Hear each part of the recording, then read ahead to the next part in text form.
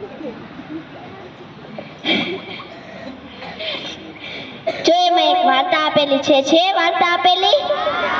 જો એમાં એક એમ લખેલું છે, એક કાગડો હતો, તે એને બહુ એને છે ને તરસ લાગી હતી, તો એ આમ ઉઠ્યો કે મારે ક્યાંય પાણી મળે તો હું શોધતો આવું.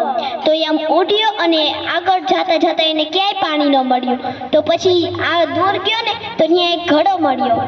તો ઘડામાં પાણી હતું પણ એની ચાંચ તેમાં પૂગતી જ ન હતી.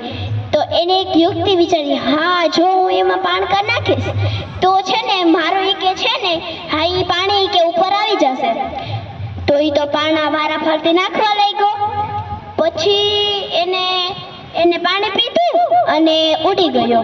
હાલો બધાને સમજણ પડી કાંઈ? તો કાગડો ઘોડામાં શું નાખતો હતો? પાણકા.